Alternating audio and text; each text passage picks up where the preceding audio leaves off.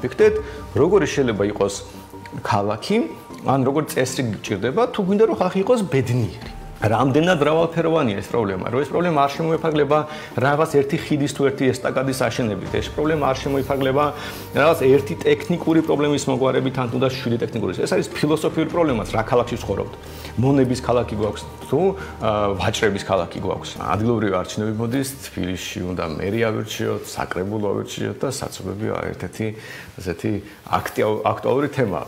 და თან აი ზოგადად რაც ეხება გზებს, მანქანებს და ასე შემდეგ, ეს ის თემაა, სადაც ჩვენ პარტიაში საერთოდ არ გვაქვს ასთა ერთობა თუ პოზიციების ერთობა.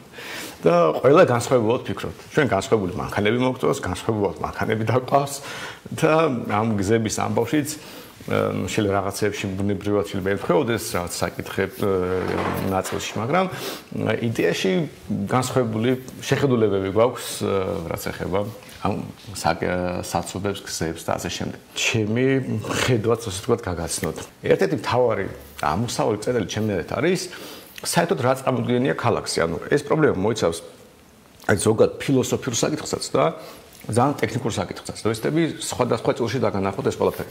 ავიღოთ ფილოსოფიური ნაწილი. რა არის ქალაქი? ქალაქი არის ვაჭრობის ცენტრი. ანუ ისტორიულად ქალაქები ჩამოყალიბდა როგორც ადგილი, სადაც ხალხი ვაჭრობდა, ანუ ბაზარი იყო, იგივე მე ხალხი რჩებოდა და იქ რაღაც სხვადასხვა ტიპის დამხმარე სპეციალობები ვითარდებოდა. მე ვინაიდან ვაჭრობა არის დოლათის შექმნის მთავარი წყარო, ქალაქი რა თქმა უნდა გამდიდრდა, დღესაც ქალაქი ქმნის დოლათის უდიდეს ნაწილს და ამიტომ ამ ადგილებს მე შემოაჩნდნენ მართველები და გაჩნდა ქალაქისთვის ის დამახასიათებელი თვისებები, რომელიც ახლა გვაქვს ხოლმე ძეგლები, ადმინისტრაციული შენობები და ასე შემდეგ. მაგრამ იდეაში ფუნდამენტი ქალაქის არის ვაჭრობა. ამიტომ ქალაქები შევიდა გზაჯვარედინებზე, ზღვასთან, ოკეანესთან, ანუ იქ სადაც ვაჭრობა იყო კომფორტული და თუ ვაჭრობისთვის გარემოება იცვლებოდა, სათანადო გარემო აღარ იყო, მაშინ ეს ქალაქები ქრებოდნენ უმეტესწილად. ქალაქი რო ბუნებრივად განვითარებული იყო, ისე განვითარდებოდა, რომ ვაჭრობა ყოფილიყო კომფორტული და ვაჭრობა რო კომფორტული ყოფილიყო,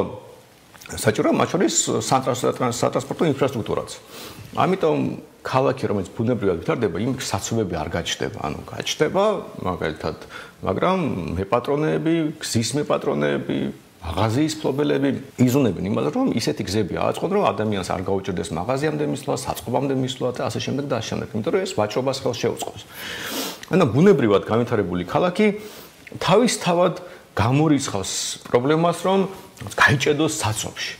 მაგრამ ეს ბუნებრივად განვითარებული ქალაქი არის ძალიან ერთი ვირტუალური ამბავი, იმიტომ რომ ძალიან ცოტა ასეთი ქალაქი მოიძებნება, რომელიც მართლა რაღაც არ იყო დამახინჯებული რაღაც ამ მართველებით, ეგოებით და დიდი ძეგლებით და გამზირებით და ასე შემდეგ. მეტის განსაკუთრებულად რაღაცა ცენტრები, დედაქალაქები ან რაღაც ფინანსურად მნიშვნელოვანი ქალაქები იმდენად კონტროლის ქვეშ იყო მართველების, რომ მათ შეიძლება სამუდამოდ კი შეიცვალეს თავისი სტრუქტურა სუთა პოლიტიკური მოტივებით. მაგალითისთვის, რო ავიღოთ პარიზი. პარიზში მოედნის და ერთ-ერთი რენოვაციის ეტაპი იყო, სადაც ქალაქში გაჩნდა მოედნები, დიდი მოედნები. ადრე დიდ მოედნს შინაარსი არ ჰქონდა, ის შეიძლება ყოფილიყო ბაზარი მაგალითად. მაგრამ თუ ეს არ იყო ბაზარი, რა შეიძლება დიდი მოედანი ძალიან არაკომფორტულია.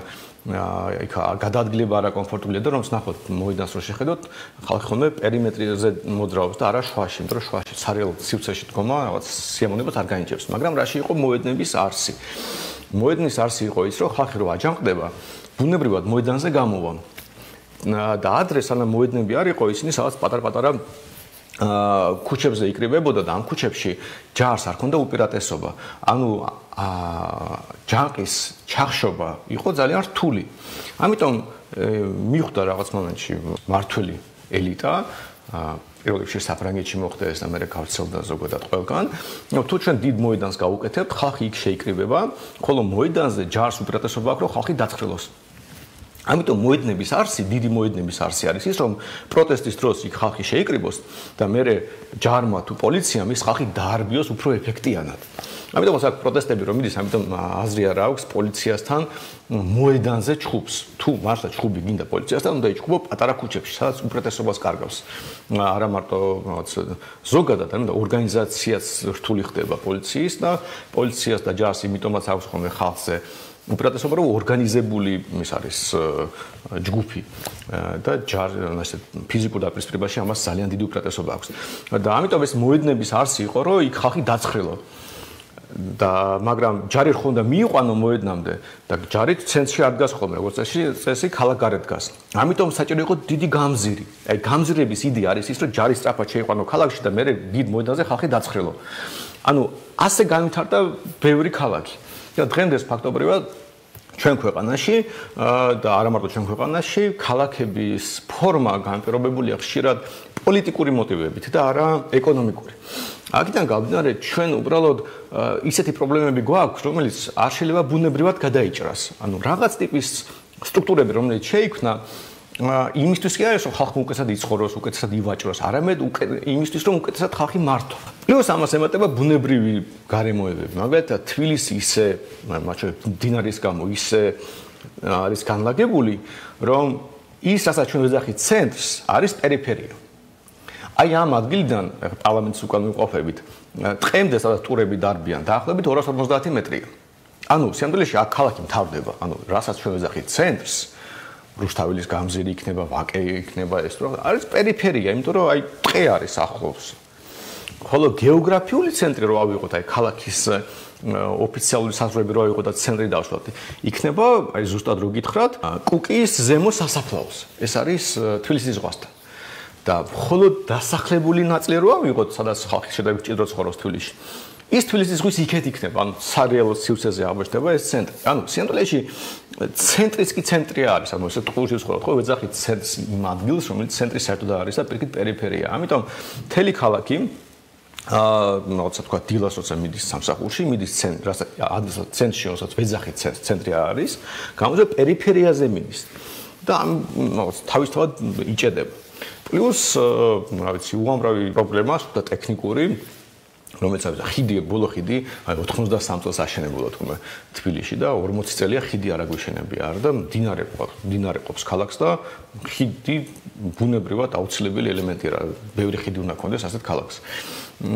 და ნუ უამრავი ესეთი რაღაც შეიძლება ნახოთ. ანუ სიამდვილეში პოლიტიკური გარემოებები, მათ შორის ქვეყნის სიღარიბე და ასე შემდეგ და ასე შემდეგ განაპირობებს ბევრ პრობლემას, რომელიც ასე ყოფდა გადაჭრა შეიძლება არ გამოგივიდეს.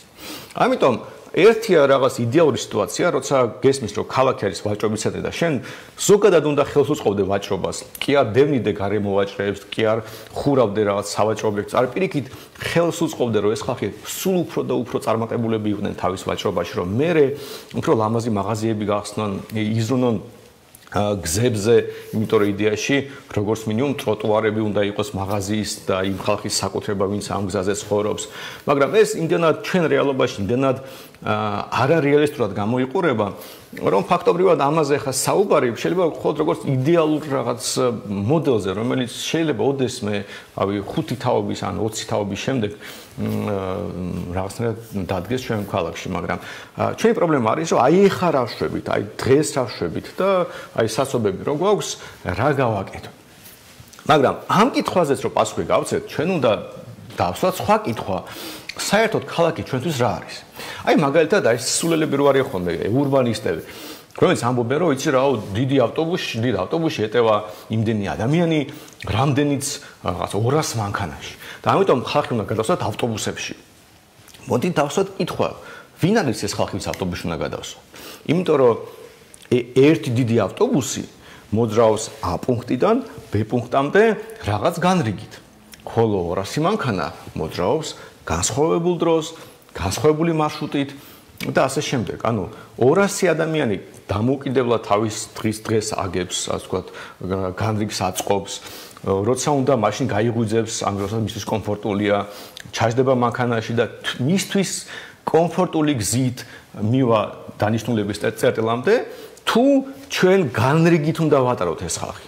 მაგალითად, თუ ქალაქი არის მონების ქალაქი, სადაც მონები უმეტესწილად სადაც ცხოვრობენ პერიფერიაზე, მე ერთად უნდა გამოვიდნენ კონკრეტულ დროს სახლიდან, ჩასხდნენ ავტობუსში, მივიდნენ ქარხანაში, იმუშაონ, მე ერთ დროს გამოვიდნენ ქარხნიდან და ისევ სახლში დაბრუნდნენ. ხოლო ამ დროს ამ ხალხის მართველები ცარიელ ქუჩებზე გადაადგილდებიან თავისი კარგი მანქანებით, ეს ერთი ხედვა. თუ ქალაქი არა მონების ქალაქი წარმოდგენია, სადაც მართველები თავისუფლად საცობების გარეშე გადაადგილდებიან და მონები ავტობუსში დადიან, მაშინ და გონია რომ ეს არის ადგილი, სადაც ხალხი ვაჭრობს, ხალხი ბედნიერად ცხოვრობს, გადაადგილდება კომფორტულად და ასე შემდეგ, მაშინ ჩვენი მიზანი არ შეიძლება იყოს ეს ხალხი გადავსვათ ავტობუსებში ან მეტროში. იმიტომ რომ ძალიან ბევრ შემთხვევაში პირადი, რა ვთქვათ, ავტომობილი ბევრად დიდ კომფორტს განიჭებს. ამიტომ მოდით დავფიქრდეთ, როგორი შეიძლება იყოს ქალაქი, ან როგორი წესრიგი გჭირდება, თუ გვინდა რომ ხალხი იყოს ბედნიერი. ანუ არა რაღაც ისეთი კომუნისტური ხედვა, სადაც თბილისის მერი გამოვა თავის ლამაზ მანქანაში ჩაჯდება და გაივლის ცარიელ რუსთაველის გამზირზე, მაშინ როცა ხალხი რაღაც მეტროში და ავტობუსში განრიგით გადაადგილდება თავის სამუშაო ადგილამდე. არამედ აი ზოგადად საშუალო სტატისტიკური თვისწელი რომ უკეთესად ცხოვრობდეს. ეს პირველი ფილოსოფიური ხედვა. ეხლა წარმოვიდგინეთ რომ მეორე ამბავი. თვითონ მანქანაც რას წარმოადგენს? აი რო შეხედოთ, უამრავი ადამიანი ვისაც მანქანა არ უყვარს. და რა არის მანქანა? აი ბევრისთვის მანქანა შეიძლება იყოს გადაადგილების საშუალება. A პუნქტიდან B პუნქტამდე. და რო უყურებ მანქანას მაგათ რა შეიძლება იყოს როგორი პარამეტრები დარჩევდე მაგათ ყიდულობ რა ვიცი რამდენ საწვავს წვავს რამდენი აგური ეტევა რამდენ ადამიანს ჩავსვავ და ასე შემდეგ ხო ანუ რაღაც ტექნიკური მახასიათებლები მაგრამ ძალიან ხშირად და რა ვიცი მანქანას აი გასაგები იყოს შინაარსად აი შეიძლება შევადარო ცხენს აი წამოიდგინეთ შუა საუკუნეების ანალოგია რო ავაწყოთ რაინდი თეთრ ცხენზე ამხედრებული რაღაც სეირნობს თავის ქალაქში და იქ რაღაც ლამაზი ქალაქია ახლად აშენებული ციხესიმაგრე რაღაც ლამაზი მაღაზიები ესეც ამ თავისი ლამაზი ცხენით მისეირნობს ასად არ ჩქარობს შეუძლია სწრაფადაც წავიდეს მაგრამ არ ეჩქარება იქ ხალხი რაღაც იქ ლამაზი ქალები იქნება თუ რაღაც კაცები არჩევენ რაღაც ამ ცხენის სისწრაფეს რაღაც ანუ ბედნიერი ცხოვრება წარმოიდგინეთ ადამიანის რომელიც ქალაქში კარგად გზნობს თავს ამ ადამიანს ხო არ მოუნდება იმაზე ზრუნვა რომ მაინც სწრაფად A პუნქტიდან B პუნქტამდე მივიდეს და ბევრი შეშა გადაიტანოს თან სიამდვილეში ის ბედნიერად ცხოვრობს და მისთვის ეს ცხენი არის მათ შორის კომფორტის და სიამოვნების წყარო ეხლა წამოვიდეთ იგივე ქალაქში ადამიანი რომელიც ღატაკი რაღაც რა ვიცი მაგალითად გლეხი რომელიც რა ვიცი ძლივს ცხოვრობს რა ვიცი ძლივს შოულობს საჭმელისთვის საჭირო ფულს და წვალობს ცხოვრება ტანჯვა და ასე შემდეგ და ასე შემდეგ ეხლა მას ეს ცხენი რა სჭირდება მას ხო ვირი ჭირდება შინაარსობრივად ვირს ნაკლები მოვლა ჭირდება ნაკლებ შეჭამს უფრო მეტ შეშაზე დაადებ თუ საჭიროა მეტ ადამიანს წაიყვან იმიტომ რომ ვირზე კი შეიძლება არ შემოждდება მაგრამ რაღაც მიაბავ რამეს და ანუ ფუნქციურად ვირი ბევრად უფრო ეფექტიანია ვიდრე ცხენი ნუ ღარიბი ადამიანისთვის თუ ადამიანი ღატაკია ამ სიტუაციაში საავადოდ ის უპირატესობას ვირს მიანიჭებს მაგრამ შეიძლება თუ არა გადაადგილება თუ ცხოვრება ამ ქალაქში ასე ვთქვათ ამ პარამეტრებით რომელიღაც ერთი პარამეტრით შევავსოთ აი ვთქვათ რომ იცი რა არის აი ვირი ცხენზე უკეთესია იმიტომ რომ უფრო მეტის გადაზიდვა შეუძლია ან უფრო მეტ ადამიანს წაიყვანს თუ რამე ან შემდეგ ეს ხო იმიტომ არის რომ ცუდ დღეში ვართ აი რა დროს ლამაზი თეთრი ცხენი როცა აი უბრალოდ პურის ფული არ მაქვს მაგრამ თუ მიზანი გჭირდება როგორი ქალაქი გვინდა ხო ისეთი ქალაქი გვინდა სადაც ადამიანი სიამოვნებას იღებს და არ იტანჯება და ბედნიერია ანუ თუ ამას ავიღებ მიზნად მაშინ გადაადგილება ასეთ ქალაქში როგორი უნდა იყოს და აქ მოვდივართ მაგალითად იმ გზების პრობლემამდე აი მე მაგალითად არ მიყვარს ესტაკადები და არ მიყვარს აი ეს დიდი განიერი გზები. არა, ვაჟა-ფშაველა ავიღოთ, აი ეს ყაზბეგის გამზირი ავიღოთ. რა არის ამას?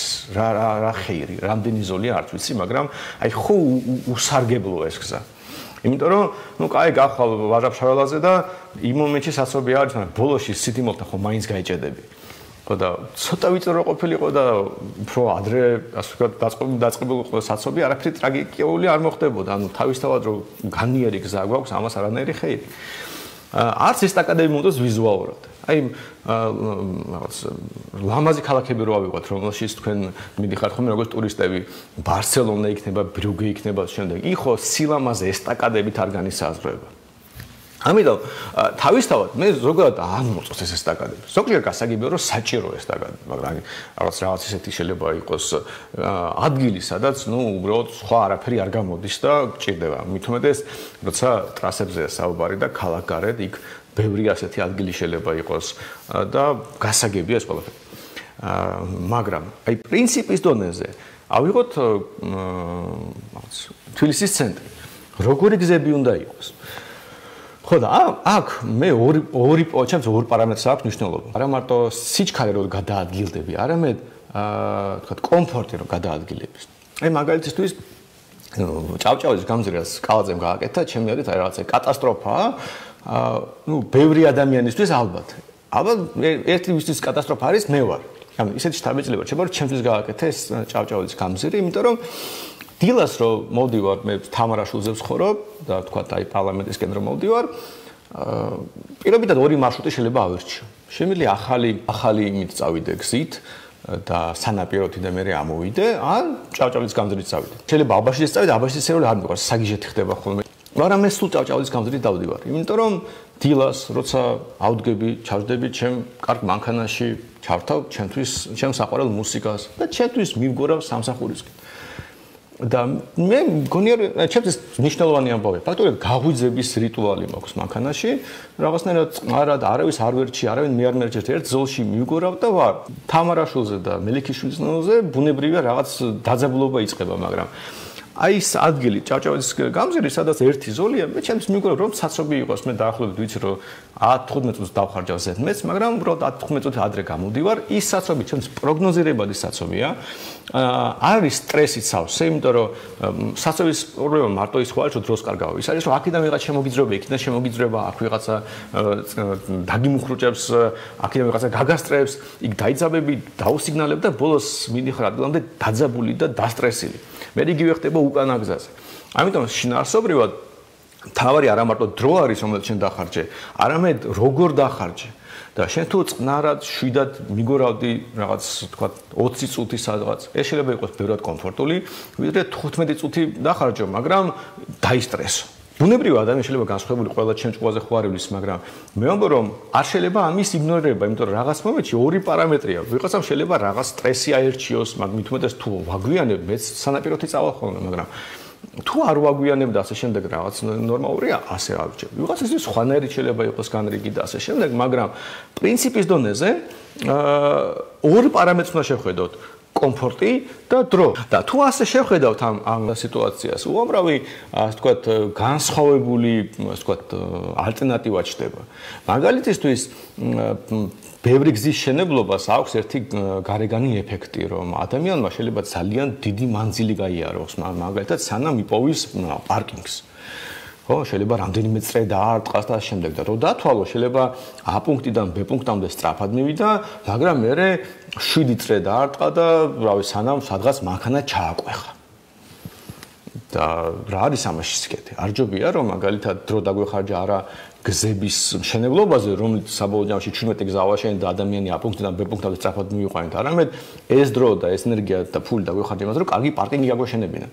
და პარკინგი რო აგვეშენებინა, ადამიანი უფრო ვიწრო გზით შედარებით რო გვიან მოვიდოდა, მაგრამ იქვე გააჭრებდა მანქანას, არ ინერვიულობდა, ვიღაცას ცხოვრებას არ გაუმწარებდა, იმიტომ რომ მე სადღაც ტროტუარზე ჩააკვეხა მანქანა და ასე შემდეგ და ასე შემდეგ. ანუ შინაარსობრივად წარმოიდგინეთ, რომ უამრავი სხვადასხვა რაღაც არის გასათვალისწინებელი და მთავარი ამოსავალი წერტილი ჩვენ თუ გვინდა რომ ადამიანი იყოს ბედნიერი, ბედნიერი ადამიანისკენ მივისწრაფით და უნდა რომ კომფორტულად იცხოვროს.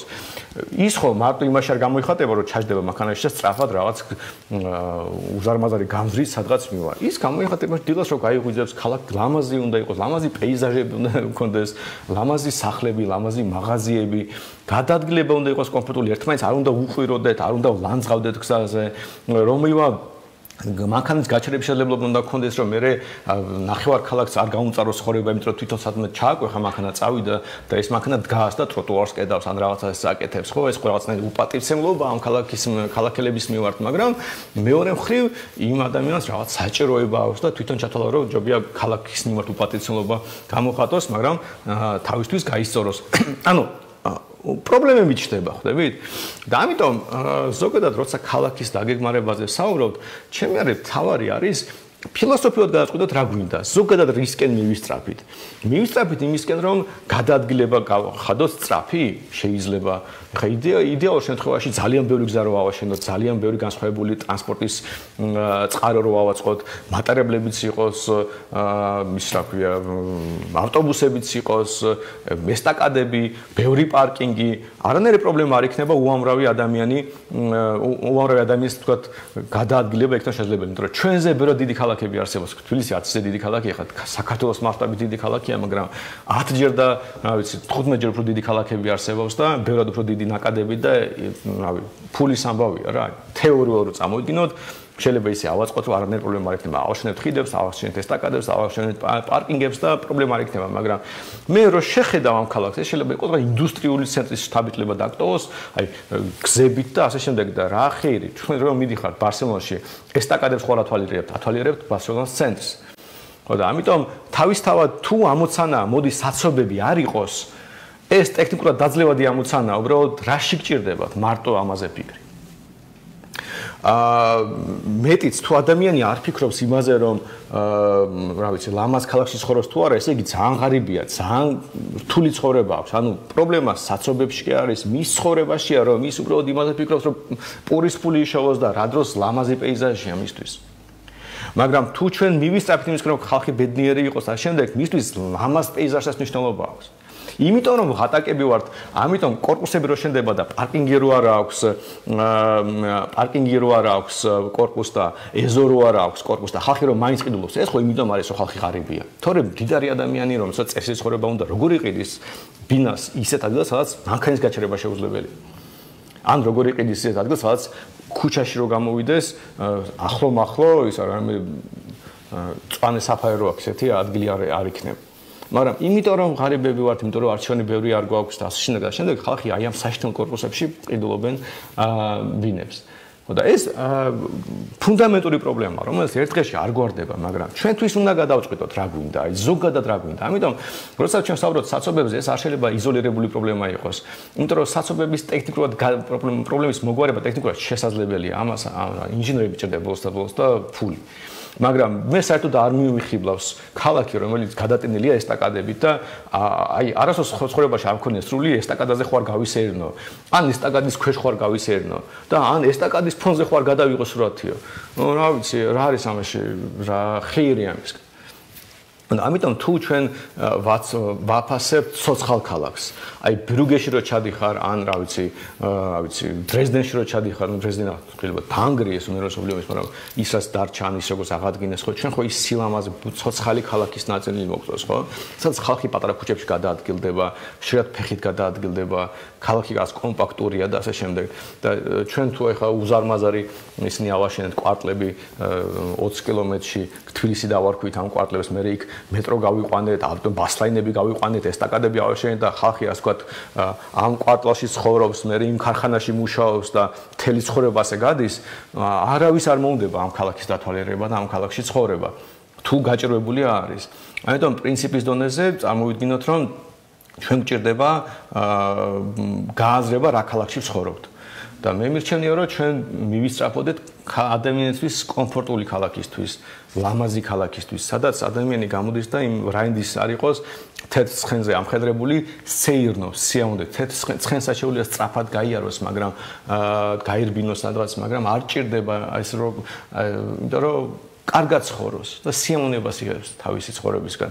აქაც შეიძლება მაგალითად ადამიანს პორშე ყავდეს, მაგრამ მართლა აჩქაროდეს, იმიტომ რომ პორშე ყავს კაცო, ვისაც არის დამტკიცება არ ჭირდება, ან თავისი ფერით მოძრაობს და ლამაზ ქალაქში ცხოვრობს და ყველაფერი იგზე არის. აი მონტე-კარლოში რო შეხვიდეთ და იქ რო ხალხი ხო არ იმაზე არ სწავლობს, რომ სამი ფერი რო პატარა საცობ შექმნისა, ხო არ უსიგნალებენ და ხო არ ცდილობენ მარჯვნაზღვრიდან ჩაიყვეხონ და ჩაძვრდნენ და რაღაც აი ის რაც ჩვენთან თბილისში ხდება სულ და რო ხვდები რომ ეს რა იდიოტიზმია როგორ შეიძლება ასე აკენ გააკეთო რა უპატივცემობა მაგრამ მე ხვდები რომ ამ ხალხს ბევრს ძალიან ისეთი რთული ცხოვრება აქვს და არა აქვს დრო რომ შეიძდეს საცობში წყნარად კომფორტულად და ასე ვთქვათ არ ინერვიულოს აგვიანდება სადღაც და ის 5 ლარი შეიძლება დაკარგოს დამატებით და ამ 5 ლარისთვის შენს შეურაცხყოფას მოგაყენებს გაგლანძღავს გამოილანძღება თვითონ და მაინც რაღაც გაძვრება პრობლემა გვაქვს ამიტომ პირველი რაც საცობებზე ვსაუბრობ ფუნდამენტურად უნდა მოვაგვაროთ ფილოსოფიური პრობლემა რა ქალაქში გვინდა ვიცხოვროთ. ფილოსოფიური პრობლემის შემდეგ მე ძალიან ბევრი ტექნიკური საკითხებიც ჩნდება, როგორც მაგალითად აი ხიდების საკითხი. გასაგებია რომ რაღაც მინიმალური ინფრასტრუქტურა ყველაფერში დაგჭირდება, პარკინგები ყველაფერში დაგჭირდება და ასე შემდეგ. აი ავიღოთ გზაზე დაძაბულობა. გზაზე დაძაბულობა ხო მარტო ამიტომ არ იქნება რომ ვიღაც აგვიანებს სამსახურში. გზაზე დაძაბულობას მაგალითად ქმნიან, რა ვიცი, ახალგაზრდა ბიჭები. ახალგაზრდა ბიჭი ეს არის ყველაზე საშიში, თქვათ, ბრძოლი გზაზე, იმიტომ რომ გარდა იმისა, რომ ზოგადად ტარების უნარები ექნება არც ისე განვითარებული, ვინაიდან ახალგაზრდაა და გამოცდილება აკლია, გარდა ამისა, ჰორმონული ფონი იმგვარი აქვს, რომ ზოგადად მიდრეკილია სწრაფად იაროს. ეს ბუნებრივი ამბავია. ბუნებრივი ადამიანი იმკვიდრებს საკუთარ თავს საზოგადოებაში, რა ვიცი, უნდა მოაწუნოს გოგოებს თავი და ამტკიცოს, რომ სწრაფია მაგალითად, და ამტკიცოს, რომ სხვა თანატოლებს ჯობნის და ასე შემდეგ და ასე შემდეგ. ყველაზე მაღალი რისკი არის ზოგადად ავარიების ახალგაზრდა ბიჭების ჩართულობით. ფაქტობრივად ყველა ლეტალური შემთხვევები რომ განიხილო, იქ უმრავლესობა შეიძლება აღმოჩნდეს ახალგაზრდა ბიჭების მიერ ჩადენილი და გასაგებია რომ არა განზრახ, მაგრამ იმიტომ რომ უბრალოდ ასეა მოწყობილი სამყარო. ანუ არის რაც პრობლემა და რა უნდა გუქნა პრობლემას, ხო? იმიტომ რომ ისე რომ დაუბრუნდეთ გზაზე კომფორტულ გადაადგილებაზე, შეუძლებელია გზაზე კომფორტულად გადაადგილდებოდე, როცა ვიღაც გიჟი, რაღაც ახალგაზრდა ბიჭი მოქრის და რაღაცას უმტკიცებს, რომ აგერ მე სწრაფი ვარ. თან რაშია პრობლემა? კარგი რომ ის სწრაფი იყოს, კარგი მანქანა. მინიმუმ რამე რომ მოხდეს, რაღაც დოზით დაცული ხარ. ბევრი კარგი მანქანა რო არის, უსაფრთხოება შედარებით მაღალ დონეზე არის, რომც რამე მოხდეს. მაგრამ წარმოგიდგენთ ადამიანს, რომელსაც არ აყავს კარგი მანქანა და ძველ რაღაც მანქანას იყიდის, ტიუნინგს გაუკეთებს და ამით უმტკიცებს ხალხს, რომ ის არის. ის ხო კიდე უფრო ასე ვთქვათ, იზრდება ალბათობა რომ რამე მოხდება, იმიტომ რომ ერთია რომ შენ ლამაზი პორშით მოძრაობ, იმიტომ რომ სწრაფის არის მანქანა და დიდარი ხარ ან რაღაც ასეთი და ამით მოიხიბლა ბოლოს და ბოლოს, ვთქვათ, გოგოებს თუ ბიჭს ამის მიზანი აქვს, ან რა ვიცი, ამით აჯობებს შენ კონკურენტებს და ასე შემდეგ, მაგრამ თუ ეს ფული არ გაქვს, აიღებ და ეცდები რომ შენ თვაც სწრაფი ხარ და ძველი მანქანით იგონკავებ. ამით კიდე გაიზრდება ალბათობა რომ რაღაც მოხდება და თუ მანქანის ფული არ გაქვს, მაშინ მეგობრისგან ის ესხება ამ მანქანას, თქვა, კვირაში ერთხელ ცხოვრო იქნებ დამსვავ. მაშინ გექნება სულ მცირე დრო რომ დაამტკიცო რომ ძალიან მაგარი რბოლელი ხარ და საბოლოო ჯამში კიდე უფრო გაიზრდება ალბათობა რომ მოხდება, იმიტომ რომ გადაჭარბებული მოლოდინები აქვს ხოლმე უმეტესად ბრძოლებს, ანუ ზოგადად საშუალო სტატისტიკური ბრძოლი, ბევრად უფრო ცუდად დაყავს მანქანა, ვიდრე თვითონ ფიქრობს. და არცეთ თუ პროფესიონალი არ ხარ, რბოლელი უბრალოდ არც ერთ ძღოლს არ შეუძლია საკუთარი მანქანის, ვთქვათ, მაქსიმუმი გამოიყენოს და იმ სისწრაფით იაროს, რომელსაც მანქანა შეუძლია იაროს. ამიტომ მის უნარები ყოველთვის უფრო ნაკლებია, ვიდრე მანქანა შეუძლია და ამიტომაც თუ, ვთქვათ, ზედმეტად სწრაფად იწყებს სიარულს, ალბათობა შეცდომის იზრდება. და რა უნდა გააკეთო? ანუ გასაგებია რომ შენ შეიძლება გამდიდრდე, მაგრამ აი სუთა ფსიქოლოგიურს თუ რაღაც ბიოლოგიურ თუ სოციოლოგიურ პრობლემას ხო ვერ აგვარებ. და ამისთვის მაგალითად ერთ-ერთი ძალიან მარტივი გამოსავალია იყოს ქალაქში რომ იყოს განვითარებული სარბოლო ტრასები, კარტინგები, ეხლა თავის საკუთარი მანქანის სარბოლო ტრასაზე გასვლა, ძვირიანი სიამოვნება, რომც არ ყავდეს ძალიან ძვირიანი მანქანა, საბურავები და მუხრუჭი მინიმუმ ესეთი შეიძლება ერთ დღეშივე შესაძლებელი გაგიხდეს ერთი რბოლის შემდეგ. მაგრამ თუ ზოგადად კარტინგია, სარბოლო ტრასებია, იქ უმტკიცებენ მე ეს ხალხი, ახალგაზრდები, ვინ არის უფრო სწრაფი. და საბოლოო ჯამში ადრენალინი იმდენად იხარჯება ასეთი გართობის შედეგად, რომ შეიძლება ერთ-ორი კვირა სრულის კი არ ქონდეს, ოდნავ აქსელერატორს პედალს დააჭრო და ოდნავ რაღაც სწრაფად წახვიდე. ანუ იდეა იმაში მდგომარეობს, რომ თუ რაღაც ინფრასტრუქტურა ავაწყოთ, რომელიც შეიძლება აფშოში არ იყოს საცობებთან, გზებთან, იქ კარტინგის კლუბია, იქ სარბოლო ტრასა, ახალგაზრდების რაღაც ნაწილი შეიძლება კი არა, ყველა რისკი ყოველთვის ვერ დაასრულებ, მაგრამ რაღაც ნაწილი რისკების უბრალოდ მოიხსნება, იმიტომ რომ გინდა დაუმტკიცო, რომ შენ მეგობარზე უფრო სწრაფი ხარ, რავი, ტრასა მანქანით იგონკავეთ და ჩემპიონი აღმოაჩინეთ უნივერსიტეტში, ვინ არის ყველაზე სწრაფი, იქ დაამტკიცეთ, მაგრამ მე იქიდან რომ გამოვა ეს ხალხი, იმდენად დაცლილი იქნებიან ადრენალინისგან, რომ გზებზე არ დაიწყებენ გონკავობას. ანუ სინამდვილეში, აი ხო უბრალოდ ძალიან სხვა ფილოსოფიურიდან ძალიან რაღაც ეს ფსიქოლოგიური ინდივიდუალური პრობლემებზე გადავედი, მაგრამ მე მინდოდა ამით მეჩვენებინა რამდენად მრავალფეროვანია ეს პრობლემა, რომ ეს პრობლემა არ შემოიფარგლება რაღაც ერთი ხიდის თუ ერთი ესტაკადის აშენებით, ეს პრობლემა არ შემოიფარგლება რაღაც ერთი ტექნიკური პრობლემის მოგვარებით ან თუნდაც შვიდი ტექნიკური. ეს არის ფილოსოფიური პრობლემა, რა ქალაქში ცხოვრობთ. მონების ქალაქი გვაქვს თუ ვაჭრების ქალაქი გვაქვს. ხო და აქედან გამომდინარე რაღაც პრობლემები საერთოდ არ მოგვარდება რაიმე რეფორმით. დავჭირდება რამდენიმე თაობა. როცა სოფლიდან ემიგრაცია ასე დასრულდება და თბილისი აღარ გაიზრდება იგივე ტემპით როგორც იზრდება, და მე კიდე ერთი-ორი თაობა გავა, ის ჩვენი შვილიშვილები, შულთაშვილები უკვე სხვანაირად იქნებიან აღზრდილი და არ გააჩერებენ უაზროდ მანქანას, სხვანაირად იმოძრავებენ ქალაქში, სხვანაირი საჭიროებები ექნებათ ზოგადად. იმედია მდიდრები იქნებიან და სხვა ეს ექნებათ არჩევანი. და საბოლოო ჯამში სხვანაირი ქალაქი იქნება. ამიტომ რაღაც პრობლემა არის ძალიან გრძელვადიანი, რაღაც პრობლემა მოკლევადიანია და მარტივად შეიძლება მოგვარდეს, რა ვიცი, იგივე გზის რაღაც კონკრეტული ელემენტის აშენება. რაღაცა უბრალოდ ითხოვს ფილოსოფიურ გააზრებას, სად ცხოვრობთ. და მხოლოდ ამის შემდეგ, როცა აი ამ ყველაფერზე ვიფიქრებთ, ამ ყველაფერზე რაღაც გააზრებულ არჩევანს გავაკეთებთ, მე შეიძლება კონკრეტული ნაბიჯები გადავდგათ და ახლა უბრალოდ რა ვიცი, მე გყავს რომელსაც ევასება თეთრი ტაქსი, იმიტომ რომ მილანში რო თამაშობდა, იქა თეთრი ტაქსი დადიოდა. იქ არაფერი არ იცის ურბანისტიკის სკალაცემ და ვიღაც ექსპერტები დაიქირავა ურბანისტები. ურბანისტების უმრავლესობა კომუნისტები არიან, იდეოლოგიური რაღაც ნაგავს აყალში უნდა იყოს ურბანიზმის უდიდესი ნაწილი.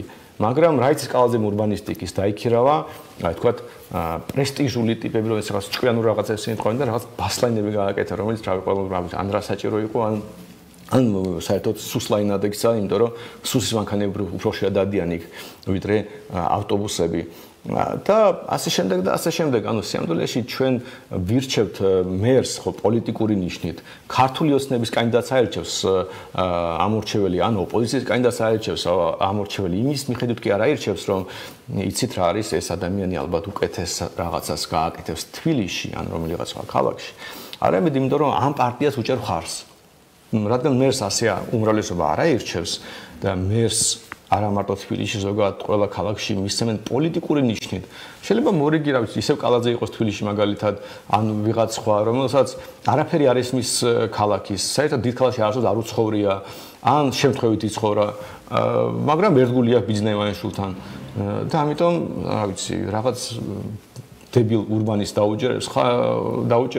დაუჯერებს და რამე კიდე რაღაც კომუნისტურ რაღაც არაადეკვატურობას გავაკეთებთ ქალაქში. ეს არის პრობლემა. ამიტომ ბევრი მე არ მაქვს მოლოდინო რომ რაღაც პრინციპულად გაუნჯობესდება თბილისში, მაგრამ ბევრი ფიქრი გასაჭირო, სანამ საერთოდ რამეს გავაკეთებთ და დისკუსია, რომ უბრალოდ მინიმუმ შევჯერდეთ რა გვინდა რომ იყოს, რა ქალაქში ვიცხოვროთ. ინდუსტრიულ ცენტრში გვინდა, ტურისტულ ცენტრში გვინდა, კომფორტულ ქალაქში გვინდა თუ სწრაფ ქალაქში გვინდა და ასე შემდეგ და ამის მიხედვით უკვე ქალაქის განვითარდება.